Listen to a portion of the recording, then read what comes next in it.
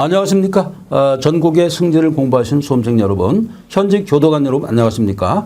자, 이번 시간은 두 번째 시간이 되겠습니다. 교정학 이론 두 번째 시간이 되는데 이번에는 이 범죄인 처우에 대해서 살펴보는 시간을 갖도록 하겠습니다.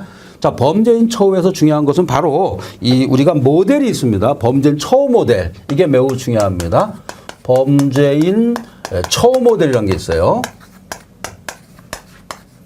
이런 개념이 등장하는데요. 이 출제될 확률은 상당히 높습니다. 한 70% 정도 하겠는데요. 범죄인 처우 모델이 종전에는 많이 출제가 됐다가 지금은 좀 뜸하고 있습니다. 하도 많이 하다 보니까 다른 또 우리가 이제 승진 말고 입직 시험에서 많이 출제가 됐다는 거죠. 그렇지만 우리 승진 시험에서도 반드시 이제 출제될 거로 봅니다.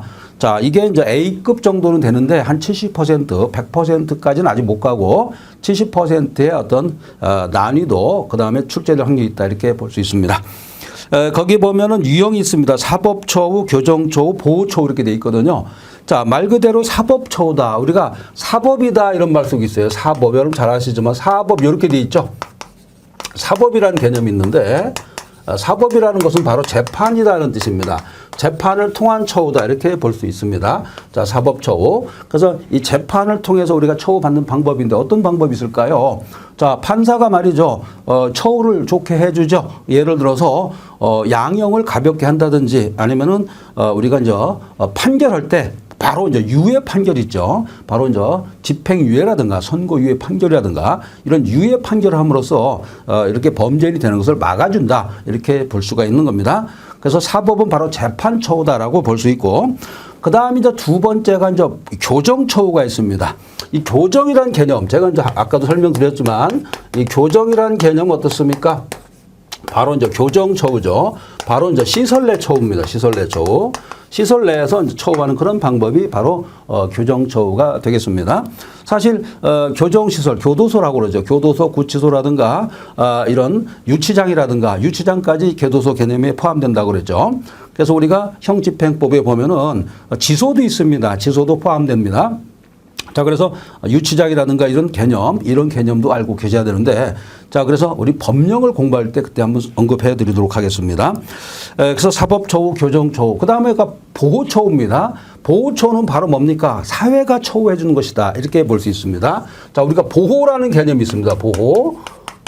상당히 어렵습니다. 보호라는 개념이 있는데 이 보호 호자가 좀 어렵습니다. 간단하게 제가 썼는데 보호처우 같은 경우에 뭐가 중요하냐면 사회연합. 그러니까 연대, 사회연대가 중요합니다. 사회연대. 사회연대가 중요한 그런 처우가 바로 보호처우가 되는데요. 사회연대 사상, 이번에도 뭐 출제가 됐는데 바로 손벨이라든가 아니면은 헐시라고 그러죠. 헐시의 이론, 사회연대 이론 같은 것이 되게 중요합니다. 자, 그러니까 우리가 배우는 것은 형집행법이지만 형집행법과 사회처우, 연대처우는 단절된 게 아닙니다. 자, 지난번에도 한번 이런 문제가 나왔었어요. 바로 교정, 바로 형벌이라고 봐야겠죠. 형벌과 바로 이제 사회연대가 있습니다. 사회연대와 교정이 뭐라고 이제 답이었었냐면 이것이 이제 단절됐다. 그럼 틀린 말이 되는 거죠. 단절된 것이 아니라 연속선상, 그죠? 연계됐다. 이렇게 해야 답이 맞는 겁니다. 그러니까 이 말을 상당히 조심해 달라는 얘기죠. 자, 우리 형사정책이라든가 교정학이라든가 있는데 형사정책은 거의 뭡니까? 형벌에 관한 그런 연구가 되기 때문에 이 교정학과는 다른 개념이에요. 그렇지만 지금 배우고 있는 범죄인 처우 이 부분은 바로 범죄인 처우 모델. 그러니까 어떻게 하면은 이 사람을 교정시설에서 어떤 방향, 그러니까 어디에 포커스를 맞춰가지고 우리가 교정시설에서 교화 개선할까 이걸 따지는 것이 바로 모델이 되겠습니다. 처우 모델이죠. 일단 이 처우라는 개념이 들어갔다 그럼 어떻습니까? 바로 시설 내 처우다 이렇게 일단 파악이 돼요. 시설 내에서 처우한다. 바로 교도소가 되겠죠. 교도소에서 어떻게 우리가 하는가 이게 되게 중요하다고 볼 수 있죠. 거기 첫 번째가 이제 구급 모델이 있습니다. 구급 모델. 자, 이 모델을 우리가 잘 봐야 되는데요. 잘 보세요. 이 순서가 되게 중요합니다. 25년도부터 대충 한 2차 대전 바로 전후까지 1939년도 요때까지를 구급 모델 전성기다 이렇게 얘기하고 있습니다. 자, 그러니까 구급 모델이 가장 뭡니까? 앞에 갔다는 얘기죠. 구급 모델을 이제 시작합니다. 구금 모델은 뭐냐면 범죄 저질렀으니까 이 사람 교도소에 살아야 돼. 이렇게 본 거죠. 구금해야 돼. 너는 응보를 우리가 응보형주의에서 처벌받아야 돼. 이렇게 본 것이 바로 구금 모델이 되겠죠. 구금 모델은 바로 뭡니까? 이 어떤 모델 중에서 그러니까 수용자, 범죄인이 자유의사가 있었음에도 불구하고 네가 잘못 판단해서 범죄를 저질렀으니까 너는 거기에 응당한 형벌을 받아야 돼라고 본 것이 바로 구금 모델이었습니다. 그러다 보니까 일종의 관리 모형이었다. 수용자를 관리하는 차원입니다. 자, 교도소에 들어왔다. 그럼 어떻게 합니까? 그냥 단순하게 관리적 차원이 너 범죄를 저질렀구나. 너 내가 관리해 줄게. 이런 측면이 바로 구금 모델이 되겠습니다. 가장 고전적인 거예요. 그리고 나서 고전적 모델이 이제 끝나고 바로 이제 의료 모델이 등장합니다.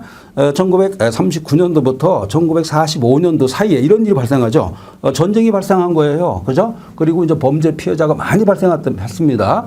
그래서 어떻게 봤느냐 하면 어쩔 수 없었다. 환경이 우리 이제 범죄자 만드는 거 아니냐 해서 범죄자는 바로 환자로 봤다는 겁니다. 환자. 이것을 의료 모델이라고 합니다. 의료 모델. 자, 이 범죄자도 당신도 어쩔 수 없었어. 이렇게 본 거죠. 환경이 너를 그렇게 만들었으니까 네가 환자야. 너를 내가 치료해 줄게. 교정시설은 바로 치료시설로 봤다는 겁니다. 이게 바로 의료 모델이 되겠고, 그리고 난 다음에 이제 의료 모델은 강제성이 있어요. 너 환자니까 치료 받아야 돼. 수술 받아야 돼. 그 다음에 약을 투여받아야 돼. 그러면 강제적으로 했다는 거죠. 반면에 이거를 극복하고자 하는 것이 바로 개선 모델이었습니다. 개선 모델. 개선 모델은 어떻습니까? 아니냐. 이 교도소는 학교야 라고 본 거죠. 개선 모델. 개선 모델이죠. 교도소를 뭐로 봤냐면 학교로 본 겁니다. 아까 의료 모델은 뭐로 봤습니까? 바로 병원으로 봤다는 거죠. 구금 모델은 관리. 그러니까 관리적 차원에서 너는 수용자이기 때문에 내가 관리 잘해줄게. 이런 개념에서요. 그러다 보니까 1970에서 1980년대 중반까지 아니다. 여러 가지 개선도 다 소용없고 통합된 그러니까 일반 사회인과 아니면 교도소 같이 통합을 해가지고 이 범죄자를 개선 교화시켜야만이 얘가 올바른 사회인으로서 다시 태어날 수 있다. 이렇게 본 것이 바로 재통합 모델이 되겠습니다. 자, 그러니까 이걸 극복한 것이 바로 재통합 모델입니다. 재통합. 자, 순서대로 되죠. 구금, 의료, 개선, 재통합 같습니다. 재통합 모델은 바로 뭡니까? 사회 연대 사상이다라고 볼 수 있죠.